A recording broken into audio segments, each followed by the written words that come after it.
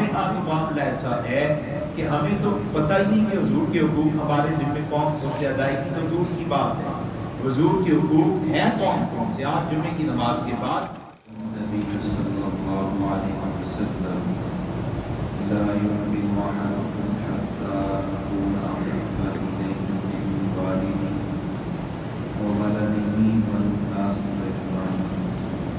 وقال عليه الصلاة والسلام أنا حظكم من الأنبياء وأنتم حظي من الأمم.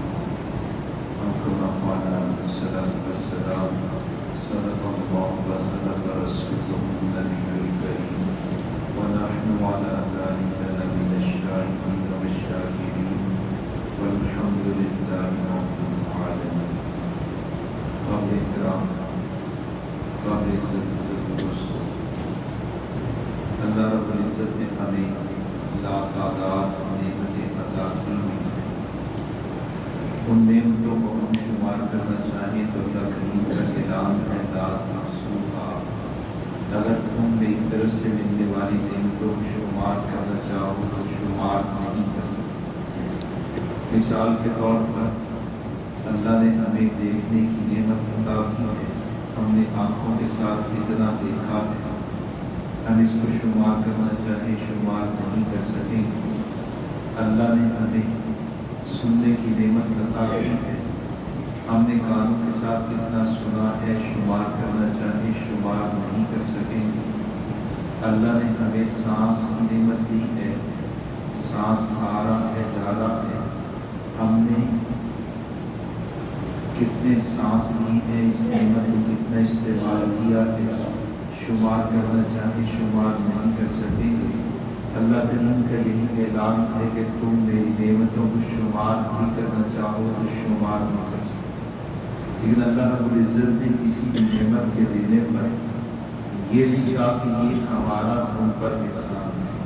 وجہ یہ مادی نعمتیں ہماری نگاہ میں تو بڑی چیز ہیں، حیثیت کی حامل ہیں، لیکن اللہ کریم کی نگاہ میں دنیا و مافیہ کی وقت اتنی بھی نہیں ہے جتنی ہماری نگاہ میں ایک مچھر کے پر کی ہوتی ہے.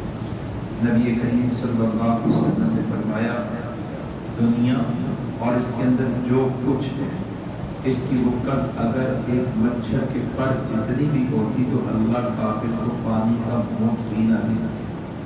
دوسری وجہ دنیا اور دنیا کے اندر جو کچھ ہے پانی ہے. اس وجہ سے بھی اللہ دنیا دینے پر مادی نعمتیں دینے پر یہ نہیں کہتے کہ یہ ہمارا تم پر احسان ہے.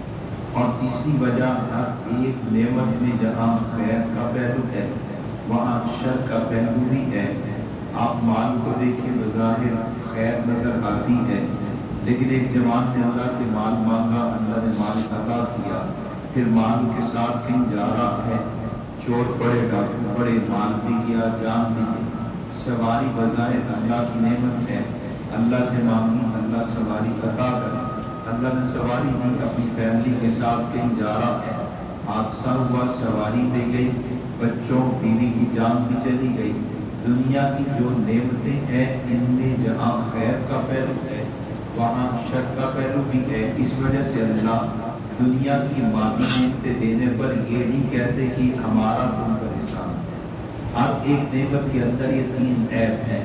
پہلا عیب نعمت کی اس چیز کی حیثیت اللہ کی نگاہ میں کچھ نہیں. دوسرا عیب یہ چیز اور یہ نعمت فانی ہے. اور تیسرا عیب کہ اس میں خیر ہے تو ساتھ شر کا پہلو بھی ہے. اس لیے کریم پروردگار ان نعمتوں پر یہ نہیں کہہ رہے کہ ہمارا تم پر احسان ہے. ہاں اللہ نے دو نعمتیں ایسی دی ہیں جن نعمتوں کے بارے میں اللہ کریم نے کہا یہ ہمارا تم پر احسان ہے. ایک نعمت ایمان ہے. اللہ فرماتے ہیں بَلِ اللَّهُ يَمُنُّ عَلَيْكُمْ أَنْ هَدَاكُمْ لِلْإِيمَانِ. کہ میرے بندے یہ میرا تجھ پر احسان ہے کہ میں نے تجھے ایمان والی نعمت عطا کی ہوئی ہے. ایمان دیا تو کہا یہ میرا احسان ہے. اور دوسرا انعام اور دوسری نعمت جس پر اللہ نے احسان جتلایا وہ کریم آقا امام الانبیاء جناب محمد مصطفیٰ صلی اللہ علیہ وسلم کی نعمت ہے. اللہ نے حضور کی نسبت عطا کی हुजूर का उम्मती बनाया तो फरमाया लक़द मन्नल्लाहु अलल मुमिनीन इज़ बअसा फ़ीहिम रसूला, ये हमारा अपने बंदों पर एहसान कि हमने इन बंदों को अपने महबूब की निस्बत अता की है। सारी नेमतों में एक ईमान है जिस पर अल्लाह ने कहा ये हमारा एहसान है, सारी नेमतों में दूसरी कमली वाले की निस्बत है जिस पर अल्लाह ने कहा ये हमारा तुम पर एहसान है। और फिर आप देखें अल्लाह ने इस एहसान का, इस इनाम को बयान करना है, इस मेहरबानी को बयान करना तो लफ्ज़ लाए है मन। हालांकि अरबी में इनाम को बयान करने के लिए, किसी की मेहरबानी को बयान करने के लिए लफ्ज़ एहसान मौजूद है। कुरान ने ऐलान किया अल जज़ाउल एहसान इल्लल एहसान, एहसान का बदला एहसान नहीं, मेहरबानी का बदला मेहरबानी नहीं, नवाजिश का बदला नवाजिश नहीं, इनाम का बदला इनाम नहीं। तो लफ्ज़ एहसान मौजूद था मेहरबानी को बयान करने के लिए, लफ्ज़ एहसान मौजूद था एक किसी के इनाम को बयान करने के लिए। लेकिन ईमान की बात थी, नबी इस्लाम की मुबारक निस्बत की बात थी, तो लफ्ज़ एहसान नहीं लाए बल्कि लफ्ज़ मन लाए। वजह मन उस इनाम को कहते हैं, मन उस एहसान को कहते हैं, मन उस मेहरबानी को कहते हैं जिसका बदल दुनिया आखिरत में मौजूद ही ना हो। एहसान वो मेहरबानी है जिसका बदल मुमकिन हो, लेकिन मन उस एहसान, उस मेहरबानी का नाम जिसका बदल न दुनिया में मौजूद न आखिरत में मौजूद। यानी अल्लाह करीम फरमा रहे हैं कि जो हमने तुम्हें ईमान दिया ये ऐसा इनाम है कि इसका बदल दुनिया में भी मौजूद नहीं है, आखिरत में भी मौजूद नहीं है। ये जो हमने तुम्हें महबूब की निस्बत अता की है ये ऐसा एहसान है जिसका बदल दुनिया में भी मौजूद नहीं है, आखिरत में भी मौजूद नहीं है। तो बहरहाल ये सारी मादी नेमतें एक तरफ, ईमान और निस्बत मुस्तफा ऐसी नेमत कि अल्लाह कहते ये नेमत बाकी है, सारी नेमतें पानी ये नेमत बाकी है। अल्लाह कहते हैं कि सारी नेमतें, कोई हैसियत की आमिल नहीं, लेकिन ईमान और कमली वाले की निस्बत ये बड़ी हैसियत की आमिल है। मेरी निगाह में भी इसका बड़ा मुकाम है। और फिर ये इनाम, ये ईमान और नबी इस्लाम की मुबारक निस्बत ये ऐसी नेमत है जिसमें खैर है, शर का कोई पहलू नहीं है। और फिर हमारी और हर एक इंसान की ख्वाहिश होती है अल्लाह करीम ने जो नेमत अता की है ये नेमत बाकी है। अल्लाह ने मुझे मार दिया तो मेरी ख्वाहिश है, मेरा मिजाज है कि ये नेमत बाकी रहे, बढ़ जाए। अल्लाह ने सेहत दी तो हर बंदा चाहता है सेहत बाकी रहे। अल्लाह ने औलाद दी, नेमत है, हर बंदा चाहता है ये औलाद को लंबी जिंदगी मिले, औलाद से खैर मिले। कुरान इसके बारे में ऐलान करता है ला इन शकरतुम ला अज़ीदन्नकुम, अगर तुम चाहते हो कि हासिल शुदा नेमत तुम्हारे पास बाकी रहे, अगर तुम चाहते हो हासिल शुदा नेमत से तुम्हें खैर मिले, अगर तुम चाहते हो हासिल शुदा नेमत में इजाफा हो, तो फिर मेरी नेमत पर शुक्र अदा करो। ला अज़ीदन्नकुम, ला अज़ीदन्नकुम का माना अल्लाह फरमाता है मैं रब वादा करता हूँ कि मैं उस नेमत में खैर को बाकी रखूंगा, मैं रब वादा करता हूँ उस नेमत में इजाफा कर दूंगा, मैं रब वादा करता हूँ नेमत बढ़ा दूंगा। अगर नेमत की बका, नेमत में खैर की बका और नेमत में इजाफा चाहिए तो उसके लिए हल, उसका तरीका हासिल शुदा नेमत पर अल्लाह का शुक्र अदा करना। वाला इन कफरतुम इन्न अज़ाबी लशदीद, और अगर खुदा की नेमत की नाशुक्री की जाए तो अल्लाह कहते हैं मेरा अजाब बड़ा सख्त है। नेमत वापस दे देते, नेमत से खैर वापस दे देते, जो मकसूद है बंदे को मिल ही नहीं पाता। मकसूद उस नेमत से जो है राहत, चैन, सुकून, इज़्तिराब की दूरी, बंदे को वो हासिल ही नहीं हो पाता। चाहिए बका तो शुक्र की अदायगी है, और नाशुक्री है तो फिर नेमत से खैर नहीं मिलती, नेमत से नफा नहीं मिलता, नेमत की बका नहीं मिलती। और ये शुक्र की अदायगी दो तरह से है।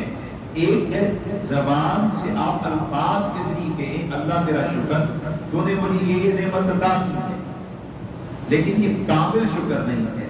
कामिल शुक्र तब बनता है जब बंदा उस नेमत के हुकूक अदा करता है।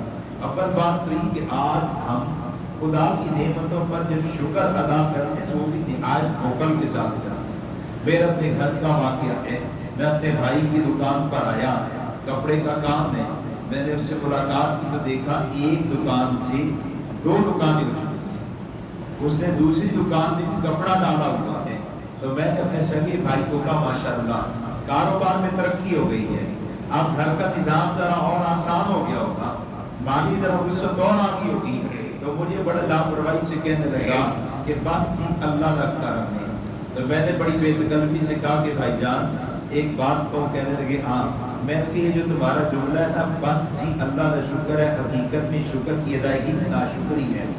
سننے والا کب سمجھے گا کہ یہ اللہ کے انعامات میں گھرا ہوا ہے، کب سمجھے گا کہ اللہ کے انعامات میں وہ کہے گا گزارا ہو رہا ہے۔ خدا کی نعمت پر جب شکر ادا کرنا ہے تو اس انداز سے کہ سننے والا وہ یہ گمان کرنے لگے کہ یار بندہ بڑی عافیت میں ہے، بندے پر بڑی نوازشات ہیں، بندے پر بڑی انعامات ہیں، اس انداز سے کہ یار اللہ کا بڑا کرم، اللہ کی بڑی مہربانی ہے۔ گزارا کیسا چل رہا ہے؟ بس کی دسا یار رب دے بڑے سن، اللہ کی بڑی مہربانی ہے۔ اس انداز سے اگر شکر ادا کریں تب تو آپ کہیں گے زبان سے آپ نے اس درجے کا کچھ شکر ادا کیا جو مطلوب ہے۔ لیکن یہ شکر کامل کب ہوگا؟ ایک طرف میں نے کہا اللہ بڑا کرم، تو نے مجھے آنکھیں دی تو قوت بینائی بھی دی ہے، اللہ بڑا کرم تو نے مجھے کان دیے تو قوت سماعت بھی دی ہے، اللہ بڑا کرم تو نے مجھے زبان دی تو قوت گویائی بھی دی ہے۔ یہ شکر تو ہے، لیکن کامل کب ہوگا؟ جب میں آنکھوں کے حق کو ادا کروں، قوت سماعت کے حق کو ادا کروں، قوت گویائی کے حق کو ادا کروں۔ اگر میں نے زبان سے کہا اللہ تیرا شکر مجھے دیکھنے کی قوت دی، لیکن پھر اپنی نگاہوں کا استعمال غلط کروں، خلوت میں موبائل غلط استعمال کروں۔ میں نے زبان سے کہا اللہ تیرا شکر قوت سماعت دی، لیکن پھر اپنے کانوں سے غیبت سنی، گالی سنی، جھگڑا سنا، اپنے کانوں سے وہ سنا جس سے اللہ نے روکا۔ میں نے زبان سے کہا تھا اللہ تیرا شکر قوت گویائی دی ہے، لیکن پھر زبان سے گالی دی، جھوٹ بولا، غیبت کی، فساد بچایا، فساد کی بات کی، تو یاد رکھیے میں کامل شکر گزار نہیں۔ کامل شکر گزاری نعمت کے حق کی ادائیگی سے ہوتی ہے، نعمت کے حق کی ادائیگی نہیں تو کامل شکر گزاری نہیں ہے۔ ایمان پر، ایمان کے بارے میں ہماری خواہش یہ بڑی نعمت باقی رہے، نسبت مصطفیٰ کے بارے میں ہماری خواہش یہ بڑی نعمت باقی رہے، یہ خواہش پوری ہو کہ ایمان پر خاتمہ ہو جائے، نسبت مصطفیٰ کی بقا کے ساتھ قبر میں چلے جائے، معاشر میں اٹھے ایمان ساتھ کو، معاشر میں اٹھے قبلی والے کی مبارک نسبت ساتھ کو۔ اگر آپ یہ خواہش رکھتے ہیں اور یہ طلب رکھتے ہیں، طلب اور خواہش سچی ہے، فقط ایسی نہیں کہ لاہور میں جوان کہتا ہے کہ میں نے عمرے پر جانا ہے، اسے کہ جناب عمرے پر جانا ہے تو آپ پاسپورٹ بنوائیں، کہ یار یہ پاسپورٹ بنوانے والی مشقت اور اس پر ہونے والا خرچ یہ مجھ سے نہیں ہو سکتا، تو کہیں کہ تمہاری خواہش ادھوری ہے، زبانی کلامی چاہتے ہو۔ یہ ایسا ہے جیسے کہ بندہ چاہے کہ میں باپ کی خدمت کروں، خدمت کا موقع ہے، سستی دکھائے، کوتاہی دکھائے، تو کہا جائے گا نا جناب تم تو ویسے جیسے کوئی بندہ لاہور میں بیٹھا میں نے کراچی جانا، اسے کہا جائے قدم اٹھاؤ کراچی پہنچو گے، پہلا قدم اٹھے گا تو باقی قدم طے ہوتے چلے جائیں گے، لیکن وہ قدم اٹھائے نا تو اسے کہا جائے کہ یار یہ تمہاری خواہش ایسی نہیں ہے، اس میں کوئی خلوص، اس میں کوئی صداقت، اس میں کوئی سچائی نہیں ہے۔ اگر ہمارے دل میں واقعتاً خلوص ہے کہ ایمان اتنا عزیز کہ ہم چاہیں قبر میں لے کے جائیں، ایمان اور نسبت مصطفیٰ اتنی عزیز کہ چاہیں ہم کہ ہمیں معاشر میں ایمان ساتھ ہو، نبی کی نسبت ساتھ ہو، تو پھر صرف زبان سے نہیں، نبی علیہ السلام کی جتنے حقوق ہمارے ذمہ ان حقوق کی ادائیگی ضروری ہے، ایمان کے جتنے حقوق ہمارے ذمہ ان حقوق کی ادائیگی ضروری ہے۔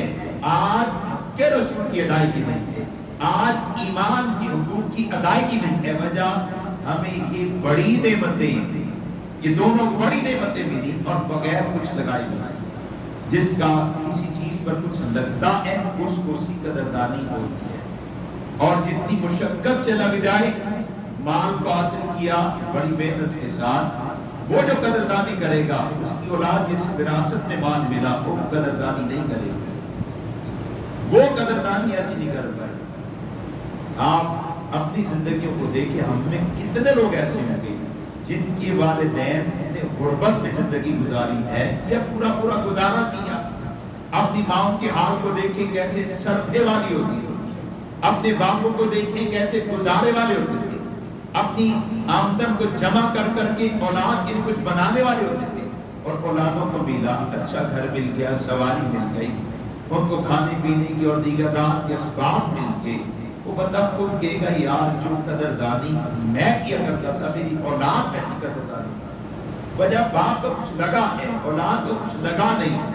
اگر ایمان پر اور اپنی والد کی مبارک نسبت پر ہمارا بھی کچھ لگے، کام وقت صلاحیت ہو، مال ہو، جسمانی مشقت ہو، کچھ لگے تو پھر اس کی قدردانی ہوتی ہے۔ اس وجہ سے آپ کو غیر مسلم، وہ غیر مسلم جو ایمان لائے، ان میں ایسے لوگ ملتے ہیں جو ایمان کی اور نبی اسلام کی مبارک نسبت کے بہت قدردان ہیں۔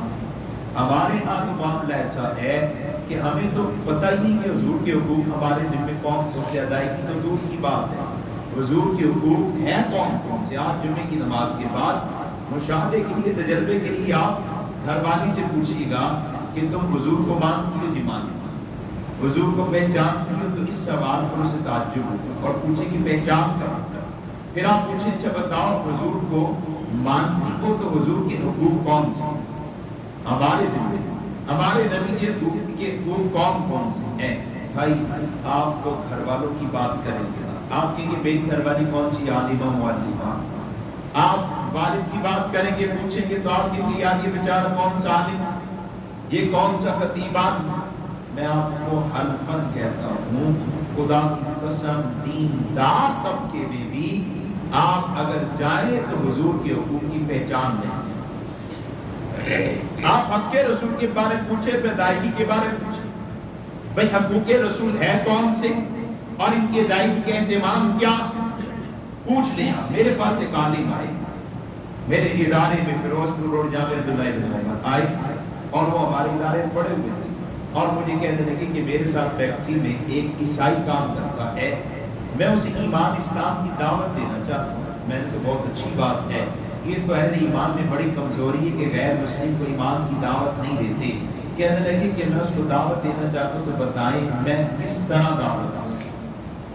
یہ میرے دو دوست، بلکہ 3 دوست، 4 دوست بیٹھے ہیں، ان چاروں کو میں پہچانتا ہوں۔ ایک تنظیم شعبان ختم نبوت کے تحت ختم نبوت کا کام کرتی ہے، لیکن ان میں بھی کام کرنے والوں کے لیے تربیت ہے کہ غیر مسلم کو ایمان کی دعوت کر سکتے۔ تمہاری عمر 40 سال ہو چکے ہیں، تم اپنے فن میں ماہر ہو چکے ہو، لیکن حضور اسلام کے دین کی دعوت دینا نہیں جانتے۔ تو عالم دین کہنے لگا دعوت دینا چاہتے ہو۔ میں نے کہا بہت اچھی بات ہے، ہماری بڑی کمزوری ہے، ہم غیر مسلم کو ایمان کی دعوت نہیں دیتے۔ پھر مجھے کہنے لگا دعوت کیسے دوں، کیا بات کر؟ میں نے کہا سرکار امام الانبیاء کی صداقت پر دلائل اس کے سامنے رکھ، حضور کی صداقت پر دلائل اس کے سامنے رکھ۔ کہنے لگا وہ دلائل کون سے، وہ دلائل کون سے؟ میں نے اس کے سامنے دکھ کا اظہار نہیں کیا کہ شرمندہ نہ ہو، لیکن آج اس واقعے کو 2-3 سال گزر چکے ہیں، مجھے انتہائی تعجب کہ ایک وہ بندہ جو قرآن و سنت پڑھ چکا ہے اور وہ پوچھ رہا ہے کہ نبی اسلام کی صداقت پر جو دلائل دینے ہیں وہ دلائل کون سے؟ ہمیں اپنی پارٹی کے صدر، چیئرمین، بڑے کی صداقت، موقف، نظریے پر دلائل ہیں، ہم جانتے ہیں۔ ہمیں اپنی تنظیم، جماعت، اپنے امیر، اپنے لیڈر کی صداقت، موقف، نظریے پر دلائل ہیں، ہم جانتے ہیں، دیتے بھی ہیں، دفاع بھی کرتے ہیں، لیکن سرکار امام الانبیاء کی ذات، آپ کی صداقت پر دلائل نہیں جانتے۔ وجہ توجہ نہیں ہے، توجہ نہ ہونے کی وجہ قابل احترام دوستوں بطور تنقید کے نہ لیجیے گا، دکھ اور درد کی لیجیے گا، فکر مندی کے طور پر لیجیے گا۔ خدا کی قسم آج ہمارا بڑا مسئلہ یہ ہے کہ ہم حضور کو ماننے والے ہیں، حضور کی پہچان رکھنے والے ہیں۔ حضور کی پہچان میں عالم ارواح سے ربیع الاول کا مبارک مہینہ ہے، حضور کی مبارک ولادت کے احوال بیان ہوتے ہیں، بقیہ 11 ماہ گزرتے ہیں، ہم بقیہ زندگی کو بیان نہیں کر پاتے، سن نہیں پاتے، حالانکہ سرکار کا حق آپ کی ولادت کا ذکر کیا جائے اعلیٰ درجے کا مستحب ہے، اونچے درجے کی عبادت ہے، لیکن فقط ولادت نہیں۔ عالم ارواح میں اللہ نے جو آپ کو عظمت عطا کی ہے، عالم ارواح میں اللہ نے جو آپ کو شان عطا کی ہے، ان عظمتوں کو بیان کر، پھر عالم دنیا میں انبیاء ان انبیاء نے نبی علیہ السلام کی جو شان بیان کی ہے اس شان کو شان کے ساتھ بیان کرنا. پھر نبی علیہ السلام کی ولادت سے پہلے کے احوال ہیں. آپ کی ولادت ہے, آپ کا بچپن ہے, آپ کا لڑکپن ہے, آپ کی نوجوانی ہے, آپ کی نکاح, آپ کی تجارت, آپ کے معاملات, آپ کی معاشرت, پھر نبی کے معجزات ہیں, آپ کے غزوات ہیں, آپ کی عصمتیں ہیں, اولاد کی عصمتیں ہیں, آپ کی ازواج کی عصمتیں ہیں, پھر نبی علیہ السلام کی صداقت و دلائل آپ کی پیش گوئی ہیں, پھر نبی علیہ السلام کی عادات اخلاق, پھر نبی علیہ السلام کا وصال قبر کی حیات ہے, معاشر میں جلنا, عظمت عطا کریں گے. ان عظمتوں کو پڑھنا اور پھر جنت میں جانے کے بعد اللہ جو نبی علیہ السلام کو شان مقام عظمت دیں گے اس عظمت کو پڑھنا, یہ حضور کی پہچان ہے. اور جب پہچان ہوتی, ماں کی پہچان ہوئی تو بچہ ماں کے حقوق ادا کرنے لگا, باپ کی عظمت کھلی تو بیٹا باپ کے حقوق ادا کرنے لگا. جب حضور کی پہچان ہوتی ہے تو پھر حضور کے حقوق جانے بھی جاتے ہیں اور ادا بھی کیے جاتے ہیں, اور ادائیگی آسان ہو جاتی ہے, پھر ادائیگی آسان ہو جاتی ہے. اس لیے بنیادی چیز پہچان. ماہ ربیع الاول میں ہمیں یہ نیت کرنی چاہیے کہ ہم نبی علیہ السلام کی پہچان کو حاصل کریں, اور پہچان نبی علیہ السلام کی سیرت کے مطالعے سے ہے.